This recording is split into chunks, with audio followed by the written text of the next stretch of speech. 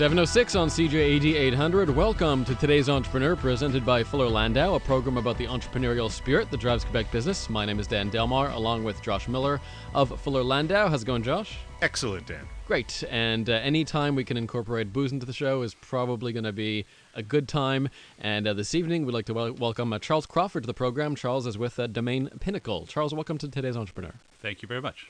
So obviously, we're talking about booze tonight. I've actually had the ice cider a while ago. Tell us about Domaine Pinnacle and about the ice cider, about some of the other products that you make. Well, we're a producer of, obviously, our main product that we're known for is ice cider. We started in 2000, and we're the leading producer of ice cider, which is a category that's grown a lot over the last decade. And over the last few years, we've expanded our product line. So we're not just doing ciders, we're also doing liqueurs and spirits. We have a range of maple liqueurs called Coeur des Bois. And our most recent product, which is award-winning, is a gin made with herbs from northern Quebec called Ungava Gin. So we have a range of products all made here that we sell at the SIQ, obviously, and we sell internationally in about 60 countries. Now, you're being modest, but I've heard of this gin, and I've heard the buzz surrounding this gin. Tell me a little bit more about it and how it's had accolades worldwide. Well, in March, we won at the World Spirits Award the top gin, so world's best gin. We've won a number of other awards at spirits competitions, so we're pretty proud of that.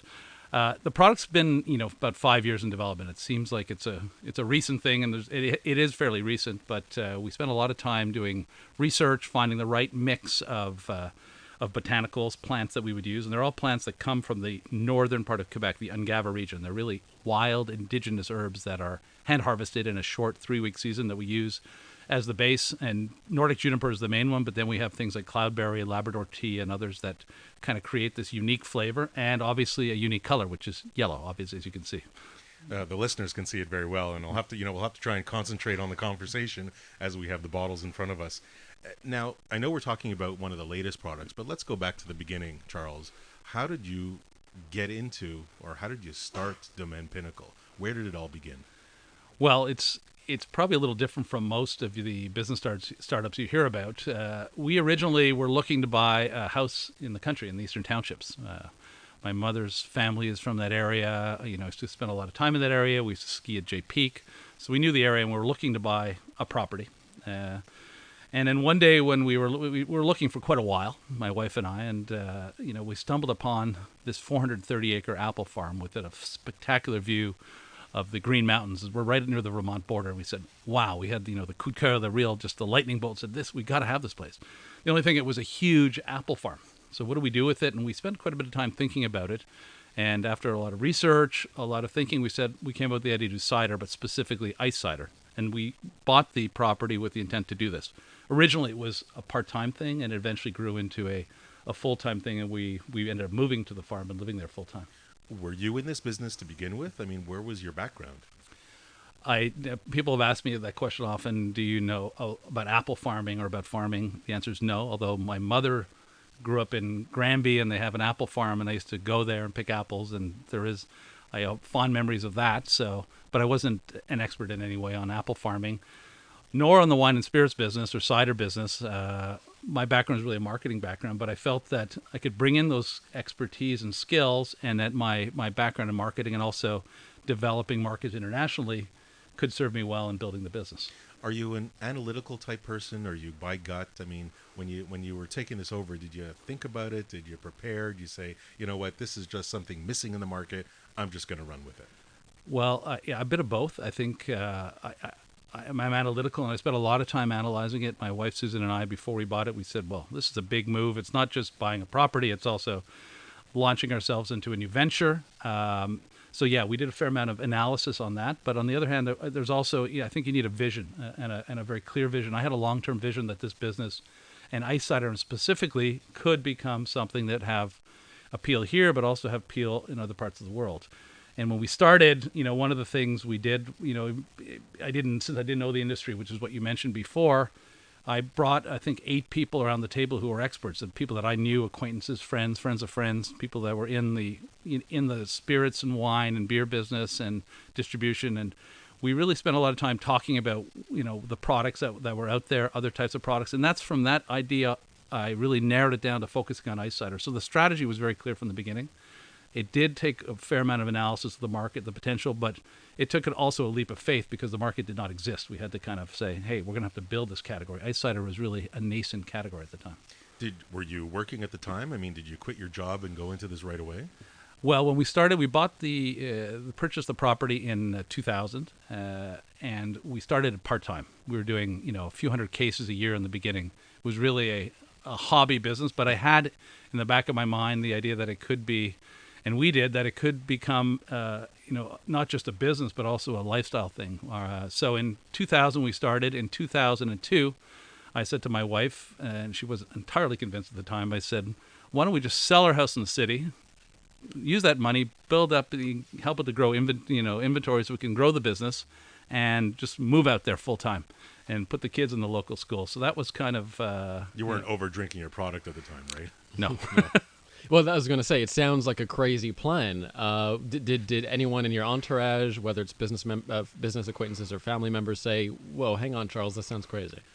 Yeah, I'd say about half the people said you're crazy, and half the people were kind of secretly jealous or overtly jealous that we were kind of moving out to the country and living this kind of dream. But it did take a leap of faith because, as I said, the category for ice cider, we weren't the first, but we were really the first to popularize it. It was almost non-existent. We started selling the SAQ in 2002. A couple $100,000 in total revenue for the whole year for the whole category, the whole market, and it's grown into millions. But we had to see that potential. So yes, there was, as one of my friends who's an experienced guy from France said, "C'était pas évident." No, clearly, and we've seen a number of trailblazers on the show, entrepreneurs, and you're talking about your analytical side. I would assume that, given the product that wasn't readily available out there, you had to do a lot of education. I mean, the population, the people had to know that this product is new and it's bold and it's tasty. How did you deal with that process of getting the knowledge to the people? Right. Well, the way we market or promote or the product has evolved over time. In the beginning, we really were just promoting the category. We were the only one that was really present. And we were trying to say, what is ice cider? How do I serve it? It's an alternative to what? So we compared it to sauternes. We compared it to muscats, ice wines. We compared it to ports, and getting people in the habit of trying it with different foods, and replacing something that they might have otherwise been purchasing with something that was local. So it was really an education process at the beginning, as well as a lot of getting people to try the product because it's a product that really works. The people love the taste, and I've seen this internationally across cultures. It's a product that people just love, and it's got a lot of awards and garnered a lot of sort of accolades from wine writers and wine competitions. So it evolved from a lot of education to more traditional marketing and brand awareness as the market grew. But in the beginning, it was grassroots. And you're talking local markets, so clearly the SAQ has to play a major role. What was the beginnings of the SAQ with your business?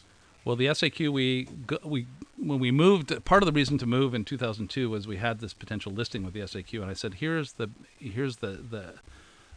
basis of potentially growing the business. So the SAQ remains, our biggest customer, although now we're selling across Canada in about 42 states in the U.S. and I think about over 60 countries. So we kind of built from that base, and our strategy for all the brands remains the same: build a strong local market, prove the success here, and then use that to kind of develop internationally.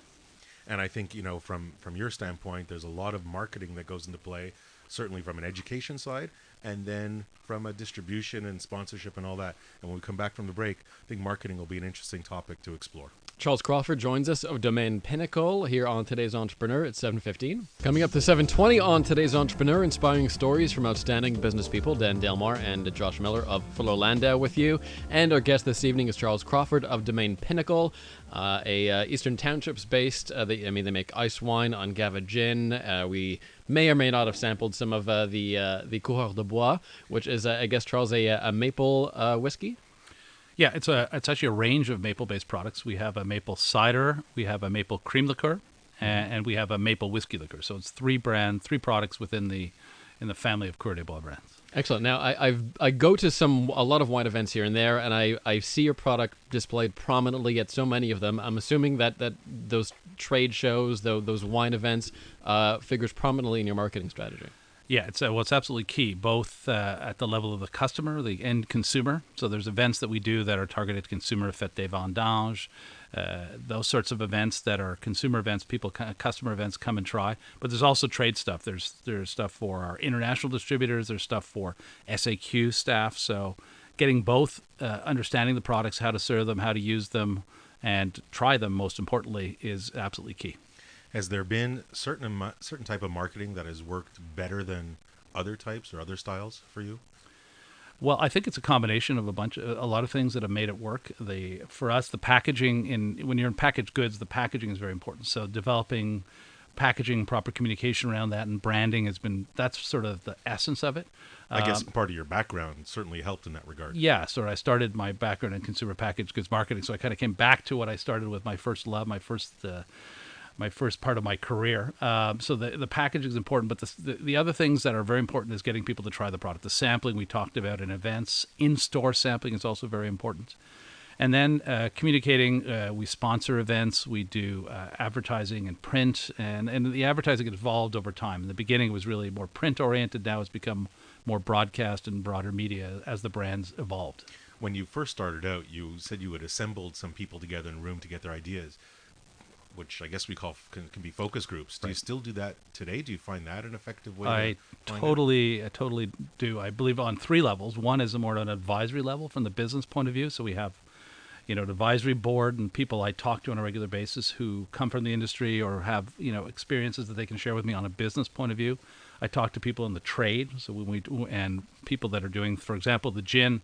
We did lots and lots of focus groups with consumers, regular consumers of gin, saying why do they buy it, what do they like, what don't they like, what do they like about our product, but also people that are influencers like the bartenders, the mixologists. We did focus groups with them as well. So there's really 3 different levels, and I think that's a critical thing in building a business and making the right kind of decisions.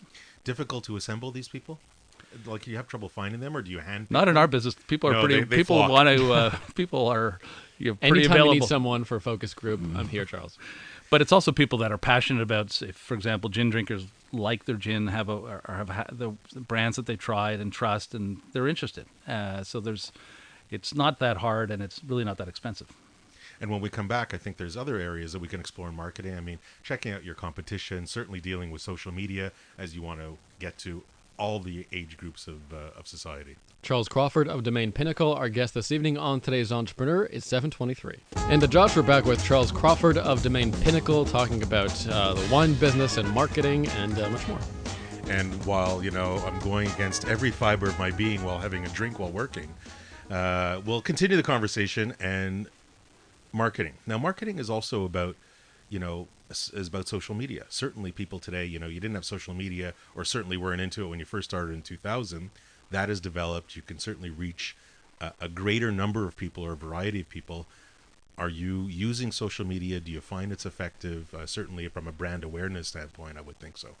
Well, absolutely. We have built, all the different levels of social media. Our website's the base, but we have are active with Facebook and Twitter with all our brands, and so that's a core part of our business, but not just for the consumers, but we found it's very important for the opinion leaders. So people that are really into wines or into spirits, those are the people that find out about products, that create the buzz, that then talk about them. So there's a snowball effect that happens. And sometimes in the case of Ungava Gin, we were talking about how it's got a real buzz about it. We haven't done a lot of promotion, but it's a lot of online stuff and people trying it, key opinion leaders, leading bartenders, that sort of thing. And we won a couple awards, and that kind of got people interested. So the thing has its life of its own sometimes. Now, social media does require a lot of effort and attention and content. Do you maintain that in-house? Is that something that you feel has become a burden, or that's something it's really something that you feel is necessary and have tasked one, two, or whoever to deal with it?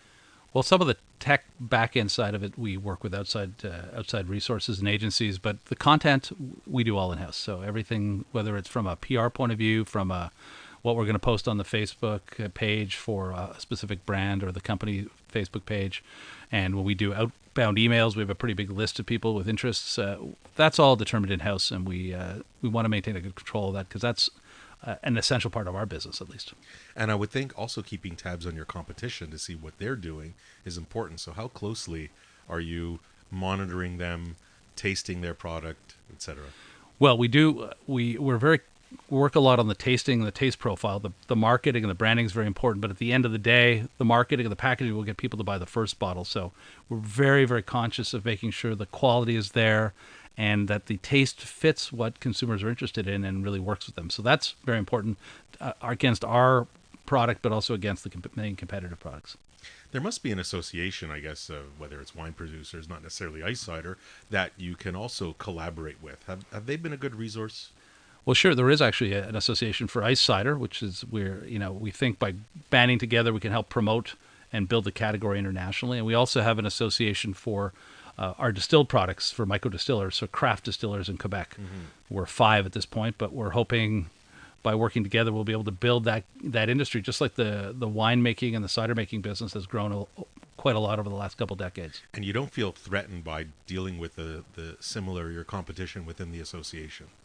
Not really. I think our small producers, we have common goals. We're looking at, I think we have to look at it. How can we build the category? How can we build interest in local products? That's kind of the approach I have. I don't really look at it as competitive, as more cooperative, and see much more positives than negatives.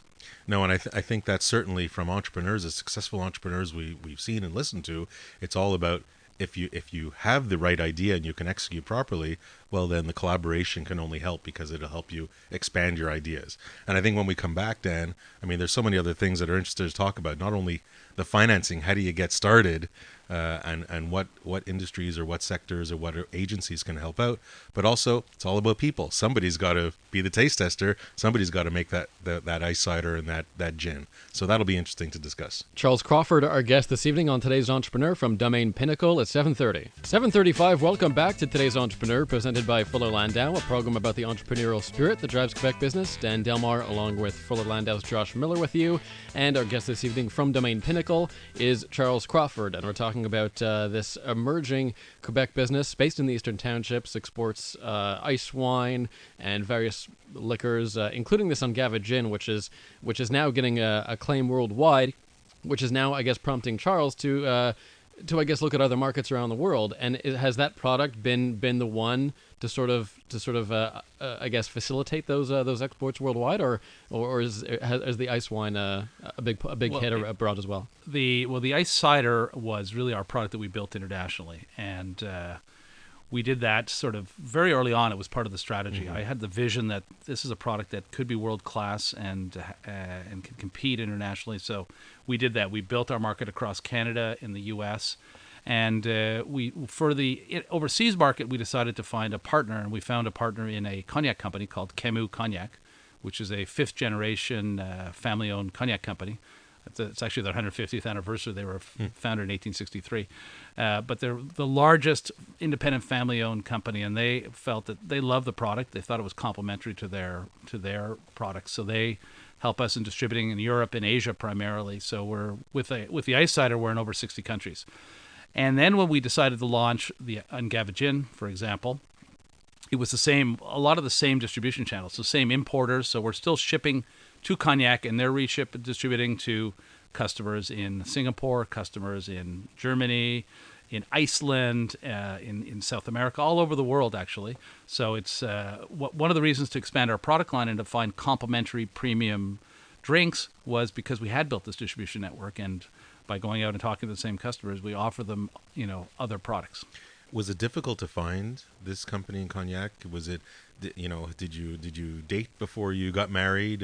What was the process to make sure that you guys could really work well together? Well, I think we went into it with the view that this would be a long-term relationship, and we started that way by starting in a couple markets, testing the Pinnacle Ice Cider to see how it would react, how it would sell, and it did well. And we expanded it to a few others. And that was over about a year and a half till we decided, hey, let's do this on a more permanent, long-term basis, which we did. We started with a 5-year contract, which we renewed, and then when we launched Ungava, we added that product in, and it was, again, a hole in their portfolio and a product they fell in love with, too, and a brand they fell in love with. So it was kind of a thing that evolved over time, but it's really built on a long-term relationship of trust. But you stay involved as far as the distribution network and the countries you go to, adjust, I guess, your labeling accordingly a little bit. Yeah, there are quite a few different regulatory things when it comes to alcoholic beverages in terms of labeling, in terms of mandatory requirements you have to write on it, who the importer is, and so on. So we have an international label that we use, but in a lot of cases they will take it and they will do over labels for certain markets. Some markets not, some markets yes, but they handle a lot of the compliance and language issues that happen. So selling to Russia, you have to have a certificate testing the liquid before you ship it in Russian. So these are things that are complicated to do, but they're already dealing with them. So that facilitates our entry into a lot of markets where we otherwise would not be. No, certainly. I mean, with, as you say, with all the barriers to entry in the international markets, this is a great way just to get in and understand and get your product out there with fewer headaches than what otherwise could have been. Yeah, exactly. And when you're starting out as a small entrepreneur, what you don't have is the resources. So you need to partner with people that bring those resources to you. In our case, the international distribution. But I think it's true if you look at a lot of different areas of starting a business, finding areas that you need complementary skills. You can do that not necessarily with your internal people, but by building partnerships and alliances.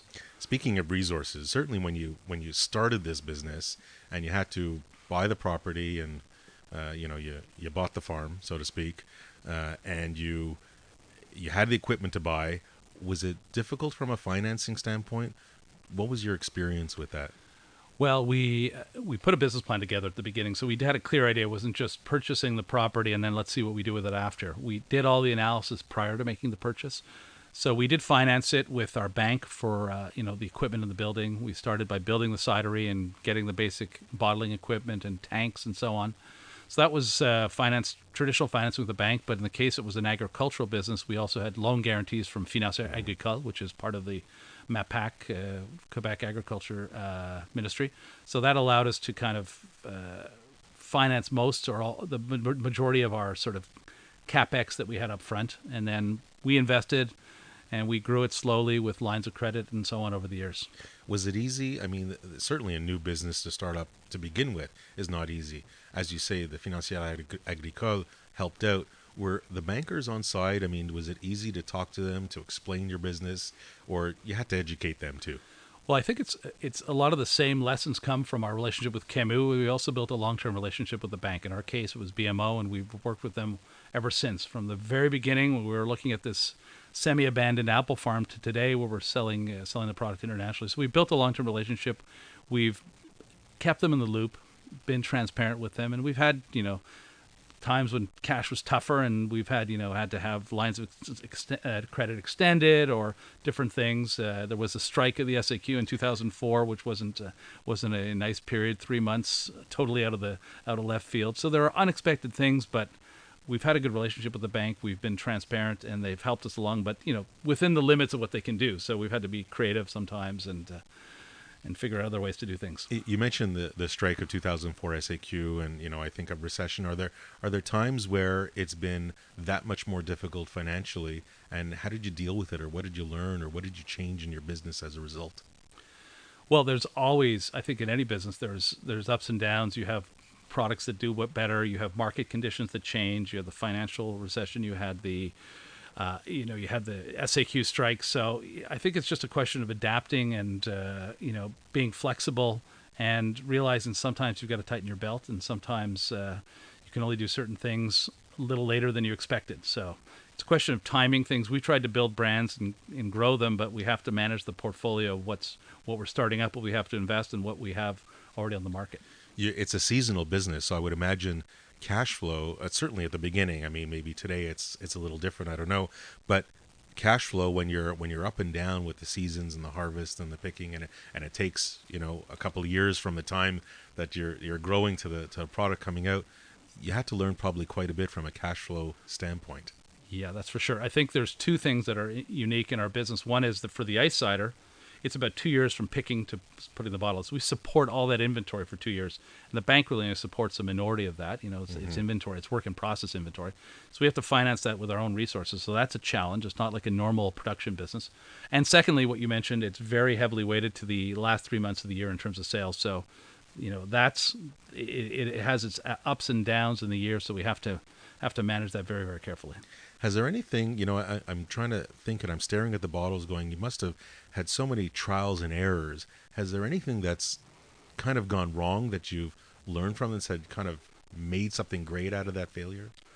Well, I think we're trying to learn from all, we made a lot of, there's a lot of successes, but we made a lot of mistakes along the way and errors in how we package or how we market or production problems and so on. But I think what we're trying to do is continuous improvement and learn from them.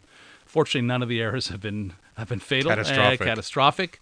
But I think we also learn, and we try to learn not just individually, but as an organization, and to be better and communicate internally and say, well, let's learn from what we did in the past. When we're launching this product, let's not make that same mistake. Let's take the extra time to solve that problem that turned out to be an issue. And certainly working with the team around you, bouncing ideas off of each other, that's clearly a way to go.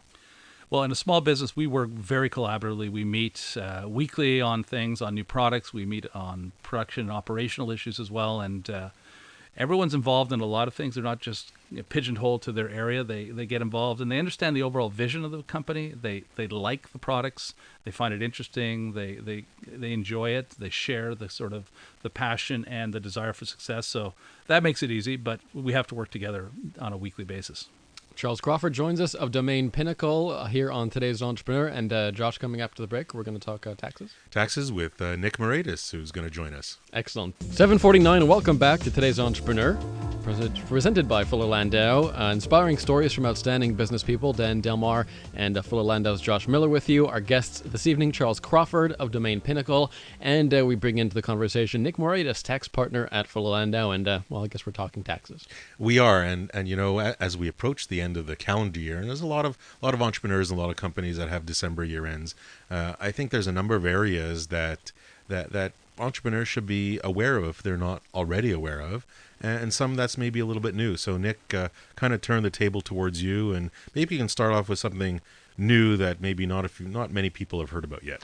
Well, this was very new because we were having a lunch discussion, and quite a few of us missed this. Quebec came out very quietly with an information bulletin back in October where they're going to be giving homeowners a tax credit if they take renovations to their homes or their cottages that would give them environmental protection or improve the environmental protection, or it's called the Eco-Renov tax credit. It's good from now up until November 1st of 2014 that you finish the work and pay for the work. So good for when you file your 2013 tax return? It would be whenever you do it. So if you do it between now and December 31st, it would be eligible for the tax credit. But November 1st, 2014 is the deadline, and you have to do eco-friendly renovation work on your house or cottage. They're basically giving you 20% of your cost. The first $2,500 is there's no refund. But anything over the first $2,500, you get 20% up to $10,000. So you got to spend $52,500 to get the maximum credit of $10,000 per dwelling. So presumably if you have a house and cottage, you can multiply that by 2. One geothermal system, and you're halfway there. Well, this is it. Some of the stuff they've given as examples, again, this is still very, very recent, is if you're incur costs to insulate your roof, exterior walls, that would qualify. If you take costs to seal or waterproofing your house or the entire structure in terms of air, that would qualify. Replacing doors and windows with qualified products, Energy Star products, that would qualify. Upgrading or replacing heating that relies on propane, natural gas, or wood would also qualify. So these are some of the examples. So if you were planning to do that anyway, you got this window till November 1st, 2014 to do it and pay for it to get these credits. And maybe to do it in 2013, because who knows where we're going in 2014. Absolutely, if you were planning to do that. Now, what about from a corporate standpoint? Is there any few that stand out, at least off the top of your head? Well, this is the typical season. Many companies have December 31 year ends. It's a nice end of year and end of fiscal periods.